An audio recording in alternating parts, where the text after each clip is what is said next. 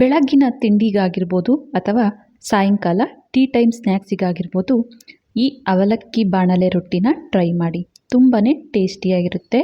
Hi hello ಎಲ್ಲರಿಗೂ ನಮಸ್ಕಾರ. ಜ್ಯೋತಿ ಪಾಕಶಾಲೆಗೆ ತಮ್ಮೆಲ್ಲರಿಗೂ ಸ್ವಾಗತ. ಹೊಸದಾಗಿ ನಮ್ಮ ಕುಕಿಂಗ್ ವಿಡಿಯೋಸ್ ನೋಡ್ತಿದ್ದಲ್ಲಿ ಪ್ಲೀಸ್ ಸಬ್ಸ್ಕ್ರೈಬ್ ಮಾಡ್ಕೊಳ್ಳಿ. ಈ ರೆಸಿಪಿ ಇಷ್ಟ ಆದಲ್ಲಿ ಒಂದು ಲೈಕ್ ಮಾಡಿ. ನಾನು ಈ ದಿನ ತುಂಬಾ ಸಿಂಪಲ್ಲಾಗಿ ಟೇಸ್ಟಿಯಾದಂತಹ ಆರೋಗ್ಯಕರವಾದಂತಹ ಕಡಿಮೆ ಎಣ್ಣೆ ಅಥವಾ ತುಪ್ಪನ ಬಳಸಿ ಮಾಡಬಹುದಾದಂತಹ ಅವಲಕ್ಕಿ ಬಾಣಲೆ ರೊಟ್ಟಿನ ತೋರಿಸ್ಕೊಡ್ತಾ ಇದ್ದೇನೆ. ಈ ರೆಸಿಪಿ ತಿಂಡಿಗೆ ಮಾಡ್ಕೋಬೋದು ಅಥವಾ ಸಾಯಂಕಾಲ ಟೀ ಟೈಮ್ ಸ್ನ್ಯಾಕ್ಸಿಗಾದರೂ ಮಾಡ್ಕೊಳ್ಬೋದು. ಬನ್ನಿ ಈ ಟೇಸ್ಟಿಯಾದಂತಹ ಸಿಂಪಲ್ ಆದಂತಹ ಅವಲಕ್ಕಿ ಬಾಣಲೆ ರೊಟ್ಟಿ ಯಾವ ರೀತಿ ಮಾಡೋದು ಅಂತ ನೋಡೋಣ. ನಾನಿಲ್ಲಿ ತೋರಿಸ್ತಾ ಇದ್ದೇನೆ, ನೋಡ್ಬೋದು.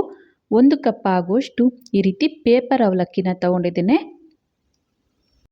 ನಾನಿಲ್ಲಿ ತೋರಿಸ್ತಾ ಇದ್ದೇನೆ, ನೋಡ್ಬೋದು. ಈ ಕಪ್ಪಲ್ಲಿ 1 ಕಪ್ ಆಗುವಷ್ಟು ಈ ರೀತಿ ಪೇಪರ್ ಅವಲಕ್ಕಿನ ತಗೊಂಡಿದ್ದೇನೆ. ಈ ಪೇಪರ್ ಅವಲಕ್ಕಿನ ಈ ರೀತಿ ಜರಡಿಯಲ್ಲಿ ಹಾಕೊಳ್ಳೋದ್ರಿಂದ ಸಣ್ಣ ಧೂಳು ಇತ್ತು ಅಂದಲ್ಲಿ ಕೆಳಗೆ ಬಂದ್ಬಿಡುತ್ತೆ ಅಂತ ಈ ರೀತಿ ಜರಡಿಯಲ್ಲಿ ಹಾಕಿ ಒಮ್ಮೆ ಇದನ್ನು ಚೆನ್ನಾಗಿ ಜರಡಿ ಹಿಡಿದು ಈ ರೀತಿ ಒಂದು ಬಟ್ಲಿಗೆ ಹಾಕ್ಕೊಳ್ತಾ ಇದ್ದೇನೆ. ಈ ಬಟ್ಲಿಗೆ ಒಂದು 1/4 ಕಪ್ ಆಗುವಷ್ಟು ನೀರನ್ನು ತಗೊಂಡಿದ್ದೇನೆ. ಈ ರೀತಿ ಚುಮುಕ್ಸ್ಬೇಕಾಗುತ್ತೆ. ನೀರು ಜಾಸ್ತಿ ಹಾಕ್ಕೊಳ್ಳೋ ಅವಶ್ಯಕತೆ ಇಲ್ಲ.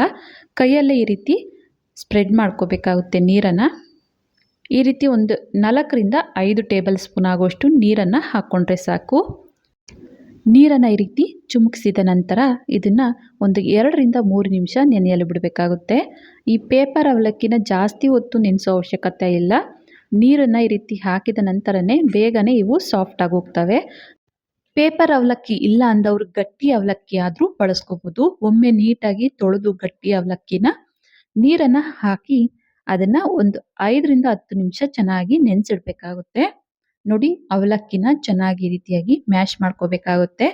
ಈಗ ಒಂದು ಅಗಲವಾದಂತಹ ಈ ರೀತಿ ಬಟ್ಲನ್ನ ತೆಗೆದುಕೊಂಡು ಇದಕ್ಕೆ ಸಣ್ಣದಾಗಿ ಕಟ್ ಮಾಡಿರುವಂತಹ 1-2 ಹಸಿಮೆಣಸಿನಕಾಯಿ, ಹಾಗೆಯೇ ಸಣ್ಣದಾಗಿ ಕಟ್ ಮಾಡಿರುವಂತಹ ಒಂದು ದಪ್ಪ ಗಾತ್ರದ ಈರುಳ್ಳಿನ ಸೇರಿಸ್ಕೊಳ್ತಾ ಇದ್ದೇನೆ.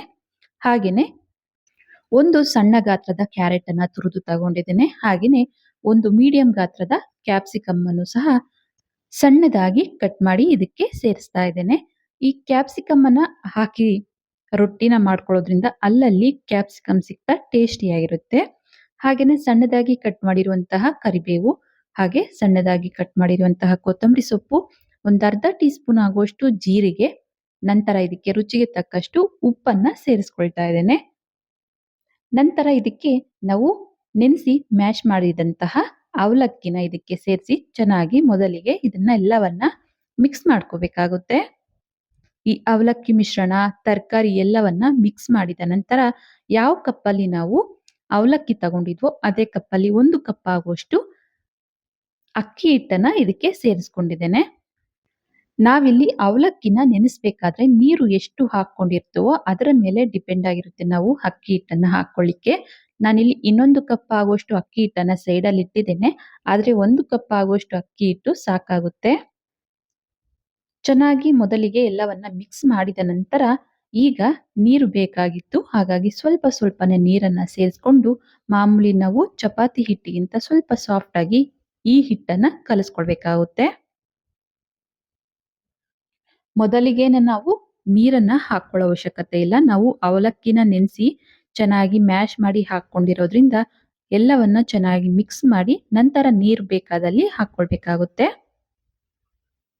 ನಾನಿಲ್ಲಿ 1 ಕಪ್ ಅವಲಕ್ಕಿಗೆ 1 ಕಪ್ ಆಗುವಷ್ಟು ಅಕ್ಕಿ ಹಿಟ್ಟನ್ನ ಬಳಸಿದ್ದೇನೆ. ಮೊದಲಿಗೆ ಹೇಳಿದ ಹಾಗೆ ನಾವು ಅವಲಕ್ಕಿನ ನೆನೆಸ್ಬೇಕಾದ್ರೆ ನೀರು ಎಷ್ಟು ಹಾಕೊಂಡಿರ್ತೀವೋ ಅದ್ರ ಮೇಲೆ ಡಿಪೆಂಡ್ ಆಗಿರುತ್ತೆ ಅಕ್ಕಿ ಹಿಟ್ಟನ್ನ ಬಳಸಲಿಕ್ಕೆ ನಾವು. ಇದನ್ನ ಈಗ ಸೈಡಿಗೆ ಇಟ್ಟು ಈ ರೀತಿ ಒಂದು ಬಾಣಲೆನ ತಗೊಂಡಿದ್ದೇನೆ. ಈ ಬಾಣಲೆಗೆ ಸ್ವಲ್ಪ ಈ ರೀತಿ ತುಪ್ಪನ ಸವರಿ ಇದಕ್ಕೆ ಮಾಮೂಲಿ ಚಪಾತಿ ಹಿಟ್ಟಿಗೆ ತಗೊಳ್ತೀವಲ್ಲ ಹಿಟ್ಟು, ಅದಕ್ಕಿಂತ ಸ್ವಲ್ಪ ಜಾಸ್ತಿ ತಗೊಂಡು ಈ ರೀತಿ ತಟ್ಕೋಬೇಕಾಗುತ್ತೆ.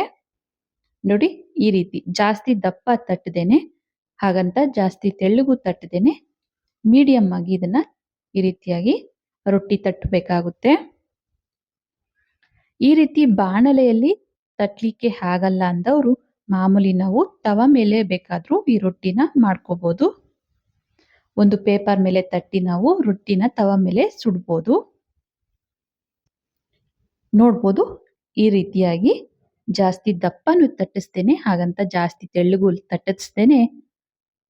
ಈ ರೀತಿ ರೊಟ್ಟಿನ ತಟ್ಟಬೇಕಾಗುತ್ತೆ. ನಂತರ ಈ ರೀತಿ 4 ಹೋಲನ್ನ ಮಾಡಿ ಗ್ಯಾಸ್ ಮೇಲೆ ಇಟ್ಟು ಗ್ಯಾಸನ್ನು ಹಚ್ಕೊಳ್ತೇನೆ. ಲೋ ಟು ಮೀಡಿಯಂ ಫ್ಲೇಮಲ್ಲಿ ಈ ಗ್ಯಾಸನ್ನು ಇಟ್ಟು ಇದನ್ನ ಸುಡಬೇಕಾಗುತ್ತೆ ರೊಟ್ಟಿನ. ಹಾಗೇನೆ ಇದಕ್ಕೆ ನಾನಿಲ್ಲಿ 1 ಟೀ ಸ್ಪೂನ್ ಆಗುವಷ್ಟು ತುಪ್ಪನ ಹಾಕ್ಕೊಳ್ತಾ ಇದ್ದೇನೆ. ತುಪ್ಪ ಅಥವಾ ಎಣ್ಣೆ ಯಾವ್ದು ಬೇಕಾದ್ರೂ ಹಾಕ್ಕೊಳ್ಬೋದು.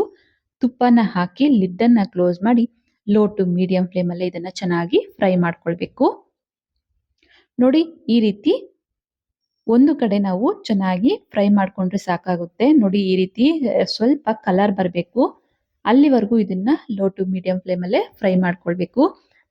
ನಾನಿಲ್ಲಿ ಈ ಅವಲಕ್ಕಿ ರೊಟ್ಟಿನ ಒಂದು ಕಡೆ ಮಾತ್ರ ಫ್ರೈ ಮಾಡ್ಕೊಳ್ತಾ ಇದ್ದೇನೆ.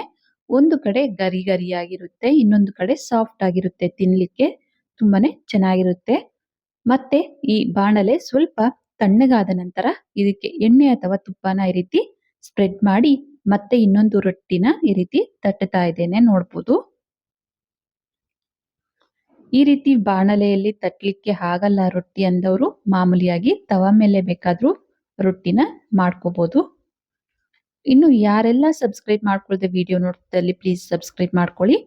ಬೆಲ್ ಐಕನ್ ಮೇಲೆ ಕ್ಲಿಕ್ ಮಾಡಿ ಆಲ್ ಅನ್ನೋ ಆಪ್ಷನ್ ಆನ್ ಮಾಡ್ಕೊಳ್ಳಿ. ನಾನು ಯಾವುದೇ ಹೊಸ ವಿಡಿಯೋ ಅಪ್ಲೋಡ್ ಮಾಡಿದ್ರು ನಿಮಗೆ ನೋಟಿಫಿಕೇಶನ್ ಬರುತ್ತೆ.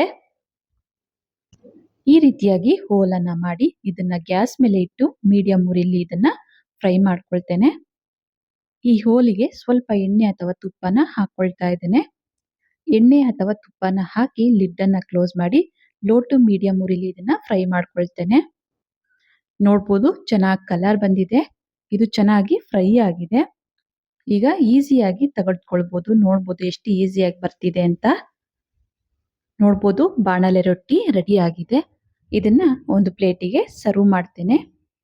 ನೋಡಿದ್ರಲ್ಲ, ತುಂಬಾನೇ ಸಿಂಪಲ್ ಆಗಿ ಟೇಸ್ಟಿಯಾದಂತಹ ಆರೋಗ್ಯಕರವಾದಂತಹ ಅವಲಕ್ಕಿ ಬಳಸಿ ಮಾಡಿರುವಂತಹ ಬಾಣಲೆ ರೊಟ್ಟಿ ರೆಸಿಪಿ. ನಾವು ಹಾಕಿರುವಂತಹ ಕ್ಯಾಪ್ಸಿಕಮ್ಮು ಅಲ್ಲಲ್ಲಿ ಬಾಯಿಗೆ ಸಿಗ್ತಾ ತುಂಬಾನೇ ಟೇಸ್ಟಿಯಾಗಿರುತ್ತೆ.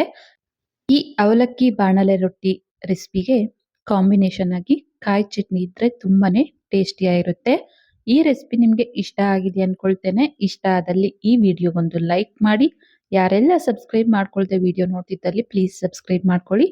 ಈ ರೆಸಿಪಿ ಹೇಗೆ ಅನ್ನಿಸ್ತು ಅಂತ ಕಮೆಂಟ್ ಮಾಡಿ. ಹಾಗೆ ಈ ರೆಸಿಪಿ ಇಷ್ಟ ಆದಲ್ಲಿ ನಿಮ್ಮ ಫ್ರೆಂಡ್ಸ್ ಅಂಡ್ ಫ್ಯಾಮಿಲಿ ಮೆಂಬರ್ಸ್ಗೆ ಈ ವಿಡಿಯೋನ ಶೇರ್ ಮಾಡಿ. ಧನ್ಯವಾದಗಳು.